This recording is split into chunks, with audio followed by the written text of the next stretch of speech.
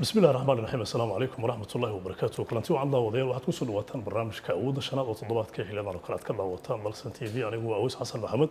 toddobaadkan barnaamijka waxaa marti noogu ah madax ka gaartay madaxweynaha Puntland Saciid Cabdillaahi Dani oo inta la socoto taariikhda siyaasaddiisa mar noqday xildhibaan ka tirsan baarlamaanka federaalka Soomaaliya sidoo kale la soo noqday wasiirkii qorsheynta iyo iskaashiga xukuumaddii madaxweyne Xasan Sheekh Maxamuud barnaamijku waxaan ku eegi doonaa موضوعية كلا دوان أو لحريرة سياسة الصومالية فخامة الرئيس فرحب بإيه تاهي البرنامج أود الشناط عبد مرتكو تاهي سلو هذا ما سنتهي دلسن تي في أويس لبدي نبأ هذا ما سنتي وياهي برنامج كان أود الشناط على بوحان كو عزونا مدحضة waxaan ku eegi doonaa arrimo dhowr ah oo la xiriira marxaladda siyaasadda ee iminka dalka uu marayo qaybtan koowaad iyagoo faahfaahsan daawadayaasheena waxay ku heli doonaan qaybaha dhexe ama dambe barnaamijkeenan waxaan rabaa inaan ku soo koobto jawaabtaada mudana madaxweyne waa jirtaa iyo ma jirto su'aalo kooban aan ku weydiin doono waxaan ugu horeysa mudane madaxweyne Saciid Cabdillaahi Dani ma jirtaa shirkii Muqdisho ka soconayay ee hadda dawladda ay sheegtay in uu ka socon waayay madaxda maamul goboleedyada Jubbaland iyo Puntland ma jirto ismariwaaga siyaasadda ee hadda arrimaha doorashooyinka ka taagan mudane waxaad u adeegsanaysaa inaad ku wareejiso focuskii ama diiradii culeysaadkii ka haystay Puntland ma jirtaa mise ma jirto ma jirto cidda tanaasulka laga waayay ee diidan in hore loo socdo waa Saciid Dani ma jirtaa ma jirto ma jirtaa in masiirka qaranka Soomaaliya uu u xaniban yahay maadaama Soomaalida ay ku qaybsadaan awoodda iyo dhammaan waxyaabaha ka dhaxeeya 4.5 hal beel maadaama adiga iyo madaxweynaha Soomaaliya iyo madaxweynaha Jubbaland isku raad ka soo jeedaan in qarankii Soomaaliya hal beel waxay yiraahdeen ma jirtaa ma jirto dimuqraadiyadda aad ka dhaqan gelin weysay Puntland waxaad ka raadinaysaa Muqdisho ma jirto Puntland dimuqraadiyad baa jirta haddana ka socota هذا ما سنت بدل مدحوينا قيبها كل برنامج كان وجود بيننا داوديال وبرنامج كود الشناط دلسن تي في أتكلم صوتان وحا مرتي وهم مدحوينها دولة قبلت كبوتلان سعيد عبد الله دني بدل مدحوينا قيبتك ود برنامج كان وحنكون بلعبنا وزير كورفافين تركوا فدرال كالصومالية وحول باهن تقول إن شركة مقدشو مدة كسعونية إن وكسعون وعي دولة قبلت يدا بوتلان يجوبلان waxaad dib u celisaa aniga iyo daawadayaasheeda shirka aad isugu tagteen madaxda maamul goboleedyada iyo xukuumadda dhexe maxaa la isku mari waayay marka ugu horeyso waxaan ka xumahay horta wasiirku shirkana lama gelin waxa ka dhex socdana ma ogeyn laakiin wixii loo sheegay oo la faray ayuu sheegay dawladdu sida ay marar badan xaqiijisay oo ay ku soo qortay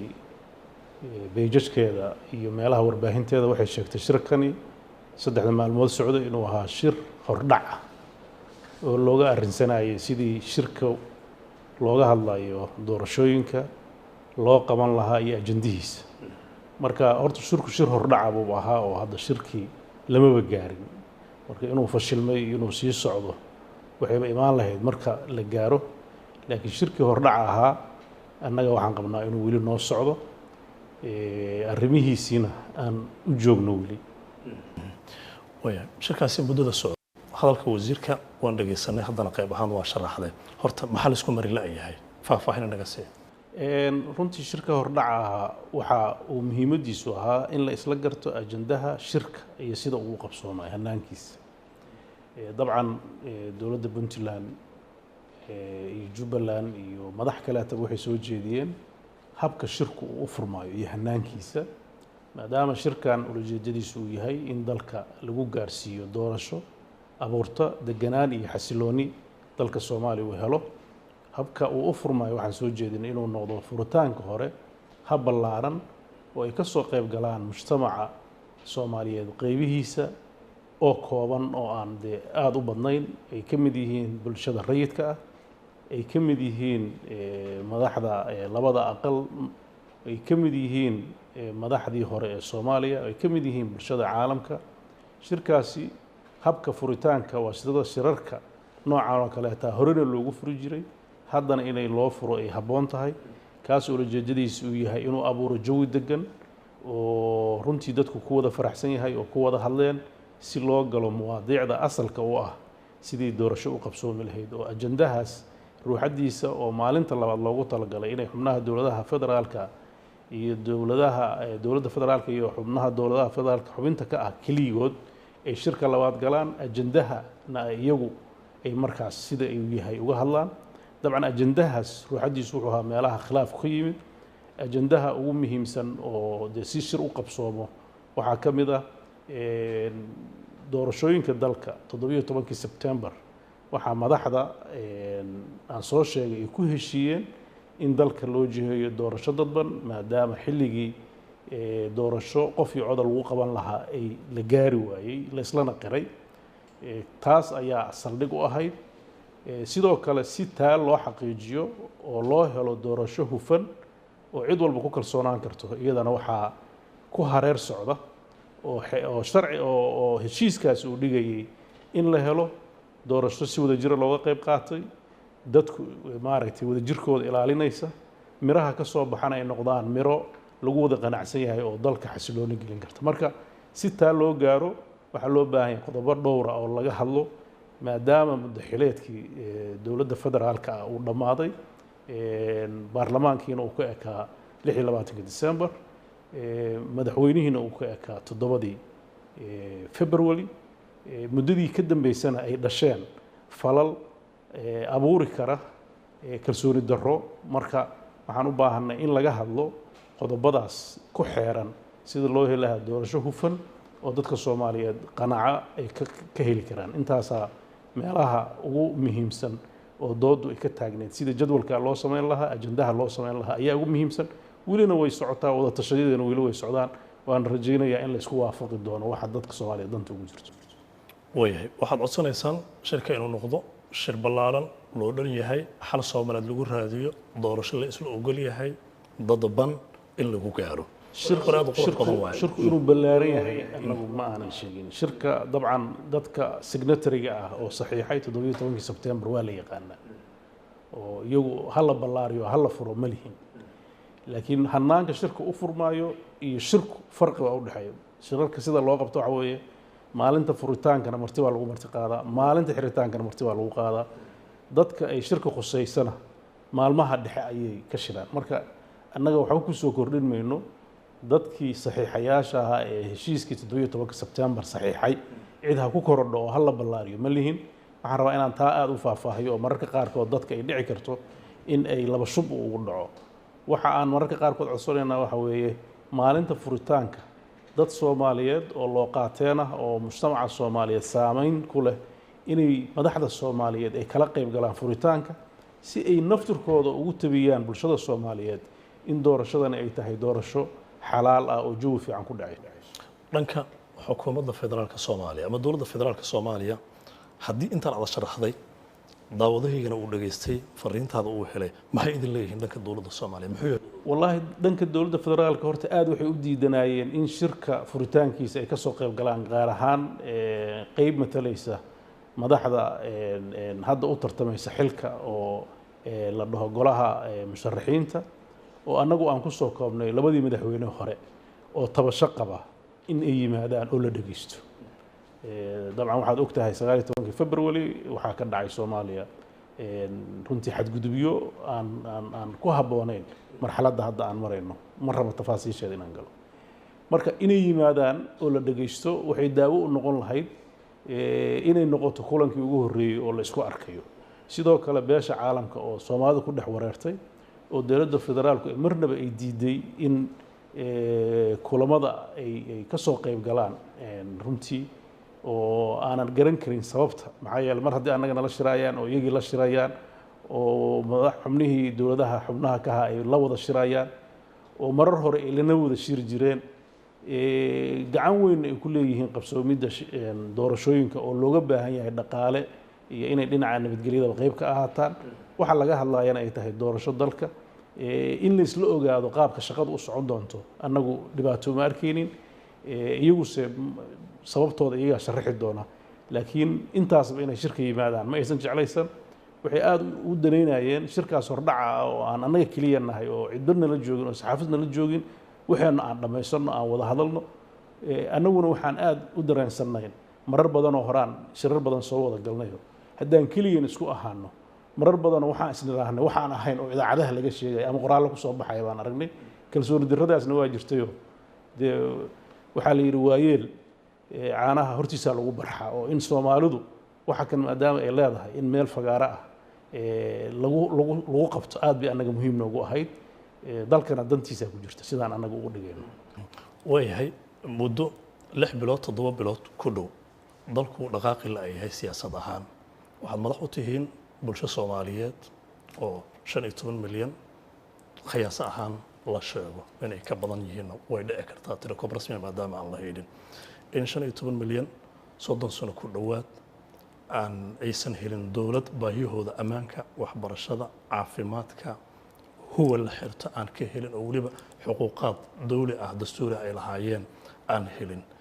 in aad isku mari weysaan mudane malihi dawladda dhexe iyo maamul goboleedyada inaad isku mari weysaan dareen ahaan shirka furitaankiisa ka soo qayb galaano intaan iyo kama soo qayb galayaan say ku taabanaysaa ani waxay la tahay dadka Soomaaliyeed waa sax muddo 30 sano ayaa dhibaatooyin kala duwan haysteen oo runtii aan hadda rabin inaan aad dib ugu noqdo oo dadka aysan xasuusin badan aysan ugu baahnayn inay ka gudbaan u baahan laakiin dadka Soomaaliyeed waxaan xasuusinayaa maanta in ay tahay maalintii la asteyn lahaa mustaqbalka soo socda ajiyaasha marka in xaajada si sax loo la foguro oo ay marinkeeda la mariyo waxay ila tahay inaysan dib ahayn waxa aan aniga qabaa in dadka Soomaaliyeed u baahan inay wada hadlaan in ay ilaaliyaan waxa ay heshiiska ku yihiin waa ku kala aragti duwanaan karaan oo aanu ma dhahayo aragtida hebel iyo aragtida fulaan baa saxsan laakiin dadka Soomaaliyeed waxay u baahan inay isqanciyaan waxa weeye nidaamkii dawladeed way ka burburay waxa ay dhisayaan waa system dawladeed oo la rajaynayo inay sanawaad badan sii jiraan dawladuhuna waa soo mareen dadka runtii hadda waxaan muuqata in habka dawladda loo maamulayo aragti kala duwanaan xooga ay soo baxday 4 sano hadda u dambeeyay ee madaxweyne Maxamed Cabdullaahi Farmaajo oo madaxda ka ahaa oo waxyaabo waa hore laga soo gudbiyay dadka dib ugu celinayo arrintaas ayaa waxay keentay inay caqabadaha hadda muuqda ay dadku arki karaan inay jirto waana rajaynayaa in laga gudbi doono marka la wada hadlo hadii marka waad ka xun tahay 30 sano dad Soomaaliyeed oo dhibaatooyinkaas sheegtay qaarkood in la xasuusiyo isla habooneen in madaxdoodu maanta ay ku heshiin la ayeen shirka uu furmayaa ama furmayaa waxa runtii horta shirku uu furmayaa ama furmaa lagu heshiin la waa furnaa oo waana furan yahay oo la wada shaqeynaya waxa lagu heshiin la waxa weeye dalka Soomaaliya xagee loo hagaa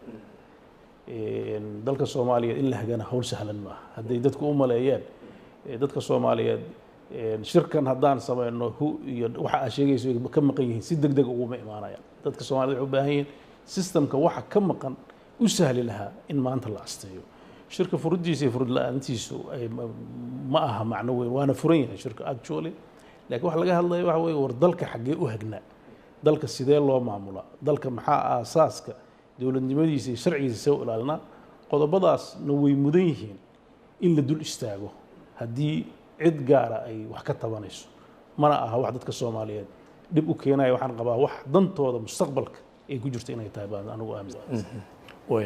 hadda maxaan filan karnaa maamaha soo socda maadaama dawladda natiijada shirka ku dhawaaqday adiga iyo dhanka kalena hadda aad tilmaamteen waxa aad filanayseen in wada hadallada ay sii socdaan anaga waxaan filanaynaa inay wada hadalladu sii socdaan lana heshiin doona hadii la haysto saasaan qabnaa maxaa yeelay wax dadka Soomaaliyeed kala haga oo sharci iyo dastuur jira cid ka weyn ma jirto marka waxaan rajaynayaa doodu meel kasta ha gaartay in dhabta la isugu imaan doono waxa sharciga dalka uu qabo danta maslaxadiisana ku jirto in la gaari doono aaminsanahay way doorka beesha caalamka ay ku lahayd wada hadalladii hadda socday muxuu ahaa intuu la ekaa wallahi doorka beesha caalamka dabcan shirar hore badan baa soo dhacay Samareeb 1 2 3 4 ilaa iyo September Muqdisho intaba dabcan internationalku xiriir iyo waa kula haayeen laakiin si toos ah runtii ugama kala dabqaa jiray marka laga reebo kan hadda abuurmay kan haddana waxaa sababay xilligii dowladda oo dhammaaday wuxuu keenay caqabad door bay ku leedahay qabsoomidda hadda shirka gogol xaarka ana door weyn bay ku lahayd inay isu soo jiijiido dadka kale aragtida duwan ee maaragtay dowladda dhexe iyo dowladda federaalka ka midka ah marka doorkeedu waa muuqdaa waan rajaynaynaa inuu sii muuqdo waa muhiim bay u tahay soomaaliya inay doorkooda qabto midda labaad waxaan rabaa inaan dadka soomaaliyeed u sheego UN-ka iyo African Union-ka ma aha dal shisheeye dadka soomaaliyeed xubin bay ka tahay xubin qaramada midoobay aan ka mid nahay xubin ururka Afrika midoobay baan ka mid nahay xubin waxaan ka mid nahay dalalka carabta marka caalamkan ka tirsannahay ma nihin caalamka cid ka baxsan shaqada ay gudanayaanna waa shaqadoodii ay annaga noo hayeen cid walbana u hayeen marka waa wax maaragtay nidaamka dawliga ee caalamka u shaqeeyo weeye laakiin siyaasadda marar badan la alifaayo oo dadka lagu marhabaabinayo laga dhigaayo inay shisheeye gacantana la soo galeen arrintaas arrin jirta maaha arrin saxna maaha dadka soomaaliyeed in lagu marar habaabiyana sax maaha bulshada caalamkana ka tirsannahay dad faquuqan oo meel gaara degan maantana annaga ugu baahi badan weli twitterka ayaa loogu soo gudbiyaa fariimaha si guud bulshadana lala wadaago soomaalida oo dhanka ama safaaradda maraykanka ama u qaabilsana xogaha guud ee qaramada midoobay waxaa jira fariin oo idinku amray muqdisho inaadan ka bixi karin oo ay waajib tahay erey uu isticmaalay ingiliishka ahayd arrintaasi maxay ka dhignay in si fiican loo akhriyaa fiican wax waajib ah ma uusan odhan wuxuu yidhi inaad joogtaan intaad ka dhammaynaysaan sidaas fariintu u qoran tahay midda labaad half buu yidhi stay in Mogadishu waxaa waajib idinku ah inaad magaalada muqdisho joogtaan waaba joognaaba inaad joogtaan hadda macno samayn mayso midda labaad ma bixi kartaan macnaheedu fiiri haddaba qoorqoor baa baxay oo galmudug tagay oo soo noqday oo bixiddu macno ay samaynayso malo moogta waxaa la rabaa in reality-ga laga hadlo midda labaad caalamka oo dhan baa lala hadlaa Myanmar baa lala hadlayaa Eritrea lala hadlayaa Ethiopia lala hadlayaa Kenya lala hadlaa haddii wax ka dhacaan wadamada oo dhan baa lala hadlaa America markay wax ka dhaceen xilligii Trump caalamku la hadlayo China lala hadlaa safiir ama dowlad Twitter soo saartay oo dal kale ka hadashay wax dowladnimada adduunka ku cusub maaha marka I don't know aniga meesha dadka Soomaalida qaybtooda ay laakiin diblomaasiyadda iyo marka siyaasadda la yiraahdo ereyada qaanuuniga ah ama diplomatic words-ka ah miisaan bay leeyihiin waxaan codsanaynaa ma ahan waxaan soo jeedinaynaa ma ahan waa inaad joogtaan oo ma bixi kartaan miisaan dhaawacin intaas qabkii maamulkii iyo madaxnimadeennii aniga hadda waxyaabaha hadda dadka dhalinyarada lagu marar habaabinayo inaan hore u sii wado ma rabo dabcan qof kastoo hadla ama wax sheega wax saxsanna waa ku hadli karaa wax khaldanna waa ku hadli karaa horta qofkii wax khaldan ku hadlay isagay khusaysaa qofka ku hadlay waxba dhaawici mayso qofkay isku kalsoon iyo dalkii isku kalsoon waa lay fiiriyey iyo waa lay caayay iyo waxbaa lay yiri maanta haddii lagu hadlo dhaqankaas dhaqanka dadka gobta lagu yaqaan maaha dadka waaweyn wax lagu yaqaanana maaha qofka waxaa la rabaa hadduu qab leeyahay waxaa la rabaa inuusan dhibaato u arag qof wax yeelay ama caayay saasay la tahay ma dhabbaa in culays beesha caalamka ah uu ku saaran yahay isla markaana aadan ka bixi karin magaalada muqdisho ilaa inta waddo looga bixinayo siyaasadda la isku hayo magaalada muqdisho anaa imid waxaana u imid danta ummadda Soomaaliyeed waana u joogaa ilaa ay ka dhammaanayso cid ifartay inaan imaadana ma jirto cid aan uga tagaayo danta iyo shaqada aan leeyahayna ma jirto marka anigu meelba uma socdo waxaan u imid shaqaan ku jira shaqadeedina waa gudanaya insha Allah marka ii dhamaatana haddii stationkii iyo meeshii kale oo aan shaqada kala hayo xafiisyadeedii u noqonayo marka wax dhibo isdiidaya male marka taas ma filaayo wax jira inay tahay beesha caalamka wax barashar ay kugu hayso joogitaankaaga muqdisho ama jiro waya aad u mahadsan tahay tan wada hadallada haddii hadda dawladda ay ku adkaysato in sidaas ay ku burbureen oo jaha kale oo siyaasadeed ay qaadato maxaa go'aan oo adinku qaadanaysaan wallahi horta dee annaga wax lagu kala tegay wax burburay weli ma aragno mana rajaynayno marka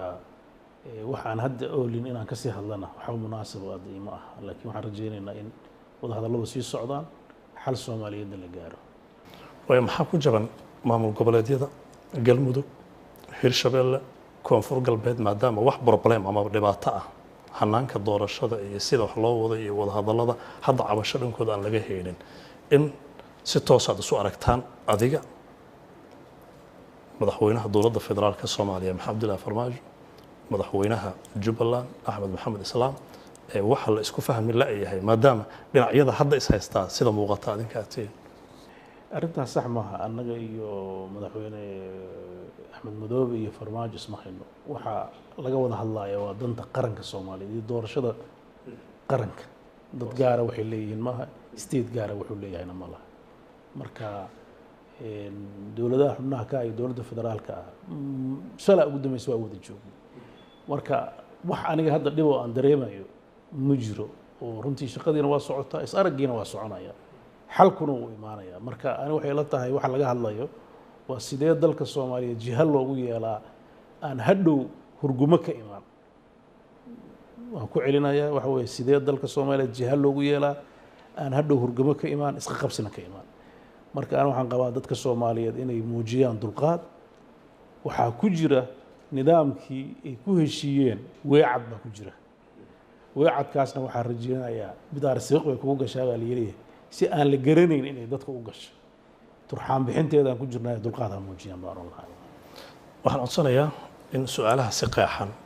aan u helno bulshadana ay ku qancaan maadaama hadda aniga aan fursad u helay in adigoo madaxweynihii puntland ahaan kula joogo galmudug cabasho lagama hayo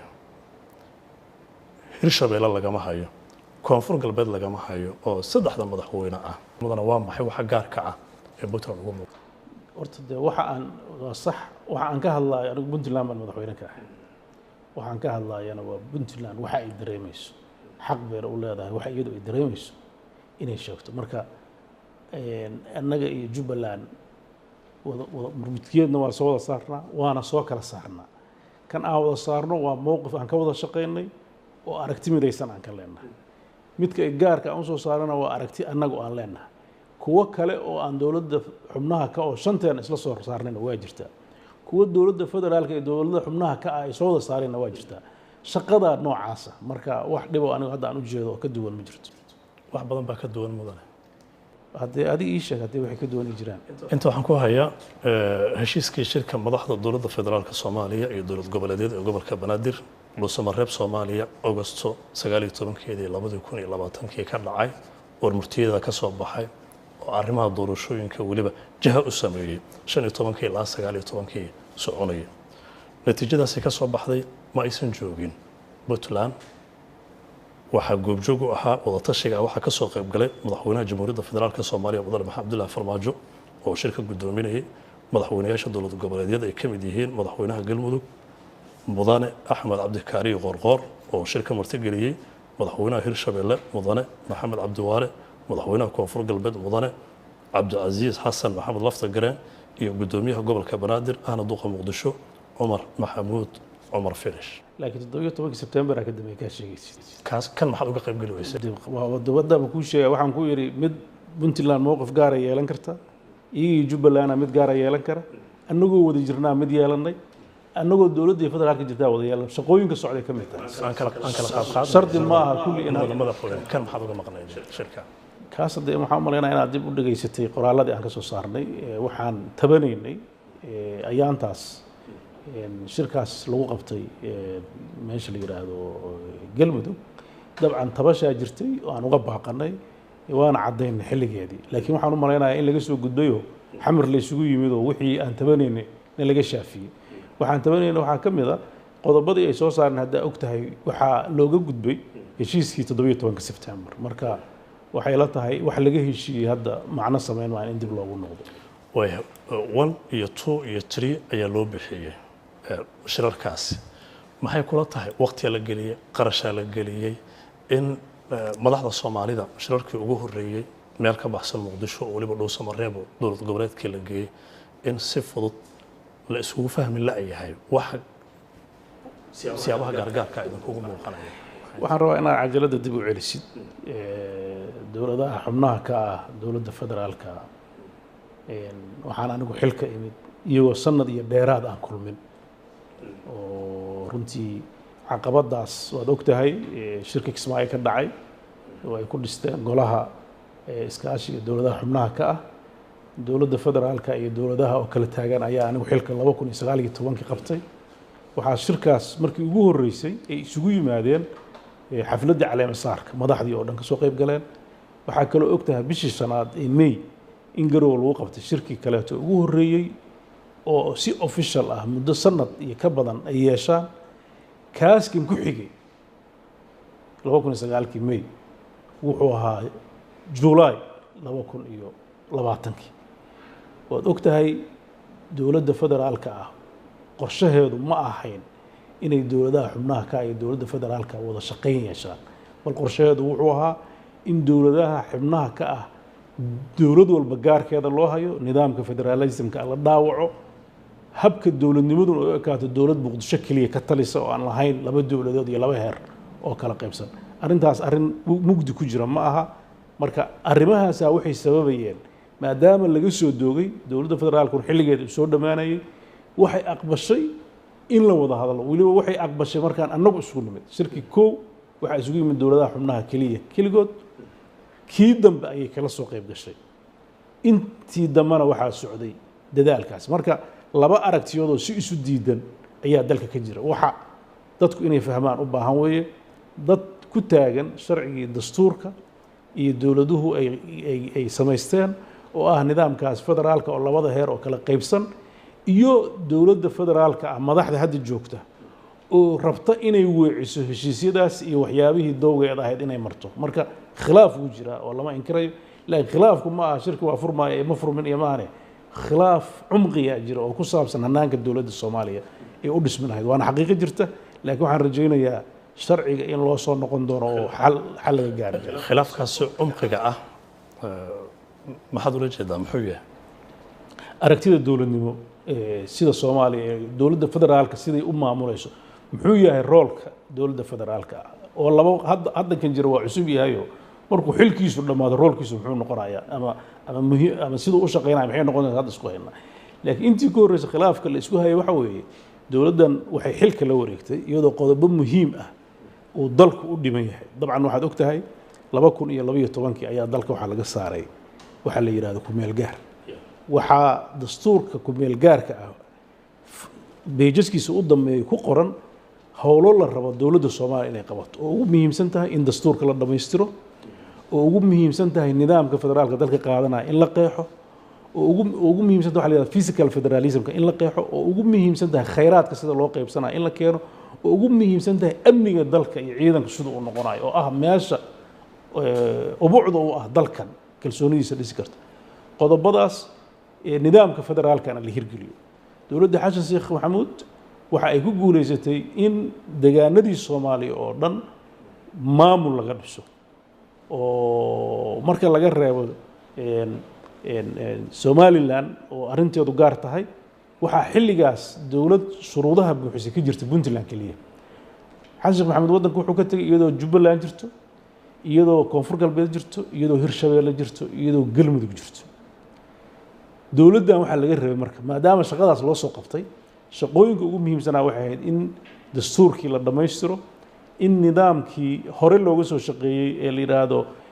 security architecture-ka ay hore u dhaqaajiso in nidaamka wax qaybsiga iyo nidaamka cadaaladda dalka iyo dalku sidoo u shaqeyn lahaa physical federalism ay ka shaqeyso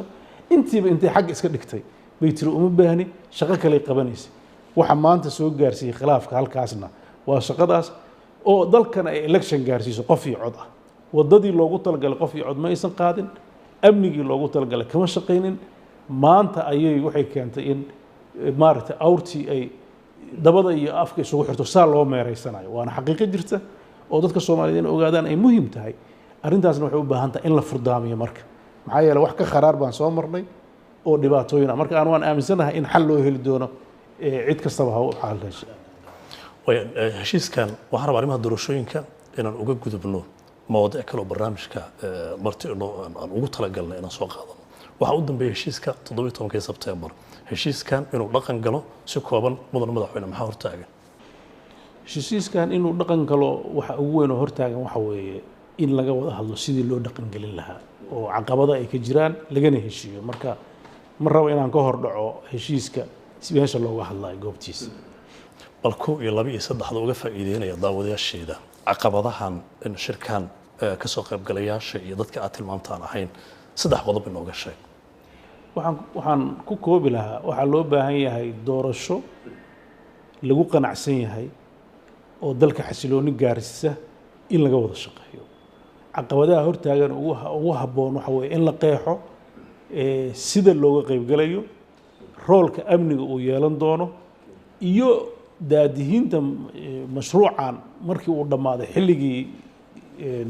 muddaxileedka madaxweynuhu meesha ay ka soo gelayso in la qeexo aad bay u habboon tahay si loo helo doorasho lagu kalsoonaan karo oo cid walbana ay ku qanci doonto una siman yihiin dadka tartamayaasha haddii la ka waran haddii hawshii doorashooyinka loo dhiibo ra-iisul wasaaraha xukuumadda federaalka soomaaliya ma ku qancaysaa hore ma u soconaysaa wixii aan ka qabo ma rabo hadda inaan TV uga hadlo waxaan rabaa shirarka dhexdeeda inaan uga hadlo sida la rabo in loo maareeyo laakiin waxa la rabo in la gaaro ayaan ku qeexay marka waan rajaynayaa inay wada hadallada soo socota ay ka soo bixi doonaan sida ugu habboon oo suuragalka annaga waxaa dhici karta inaan aqbalno waxaan suuragal ahayn laakiin duruuftu ka badan weyda maadaama madaxweynaha eedo fara badan aad u jeediseen tan kale 8 Febraayo kadibna sharciyadiisa aad ku haysataan ama aad tiraahdeen waqtigii ayaa ka dhacay aragtida in ra-iisul wasaaraha loo dhiibo ma soo dhaweynaysaan roolka arrimaha doorashooyinka Soomaaliya mudane waxaan aad uga cudur daaranayaa wax aan laga heshin in anigu sii sheego waxaas ma soo dhaweynaysaa waxa la dhahaa wixii go'aan soo baxa haddii go'aankaas soo baxo wixii aan ka oran lahaa baan sameynaa laakiin go'aan aan hadda oolin waa dhaweeyey ima dhaweynayo hadda macna ma abuuri doontaan u malaynaya waraysiga waxaan ku qaadaynaa xafiiska hadda muqdisho aad ka degan tahay oo ku yaala area ammaankeeda aad loo sugo loo ilaaliyay barigii aad imaanaysana waxaad tidhi amniga muqdisho la iskuma halayn karo waliba adoo xukuumadda ku dhaliilayay Febraayo iyo dhacdadii dhacday seebaad rabtaa in amniga doorashada loo wajaho cidda aad doonayso inay gacanta ku qabato oo aad ku kalsoon tihiin waxaan rabaa inaan uga hadlo qodobadaas miiska wada hadallada waa sax kalsooni darra abuurantay 19 Febraayo wixii ka dambeeyay tan Febraayo imaan doona ammaanka hanaanka doorashada seebaad u rabtaa mudane madaxweyne hadda mashirkii baan ku jirnaa horta mise waraysi baan sameynaa shirka wixii aan uga hadli lahayn inaan halka uga hadlo aniga ruuxadeeda munaasab ma aha marka waxaan rajaynayaa inaan shirka uga hadlo iyo cidda ay khusayso barnaamijka haddaan uga hadalna keliya dhacdooyinkii shalay oo uusan macno ku soo kordhin siyaasadda Soomaaliya qorshaha socda anigana macno ay sameyn maayo mudan madaxweyne marka aan sameyno wixii daras ah ama qorshe dawladeed ah qaran bad wakiil ka tahay Soomaaliya anna suxufigiisa ilaahay iga dhigay isoo ka hor fariisay u faa'iiday bulshada sidee baad rabtaan in amniga doorashada iyo siyaasadda iyo cidda ay tahay in loo dhiibo intaas kaliya loo sheego waxaan rabaa suxufi adoo mahadsan inaan kuu sheego cidda aad wareysanaysa inay mas'uul tahay anigu muxallal siyaasi ma ahi oo darasyana bixiya hadalkaygu waa hadal ku qotomi doona go'aano marka go'aanadii aan ka qaadan lahaa arrimahaas inaan miiskan kuga falanqeeyo diyaar u maahay arrimaha doorashooyinka inaan halkaa u gudubno maxaad ka qabtaa xabka qaba hadaad u garatay way maadaama meelaha qaar aad ka cudurdaartay ka gaabsatay anigana waxaan doonayaa inaan barnaamijka hore u sii wado mudane madaxweyne waxaan rabaa qaybtan daawadayaal waxaad la socotaan barnaamijka awoodda shanaad ee dalsan TV idinkaga imaanaya toddobaadkan waxaan barnaamijka ku eegaynaa arrimaha doorashooyinka iyo sida dalkan marxaladda u marayo loo gudbin doono madaxweynaha Puntland Saciid Dani ayaana inala jooga Puntland waxaa ka haysta culeysaad daakhili ah kacdoonna gaarsiisan arrimahaasi maxaad wax uga qaban weysa mudane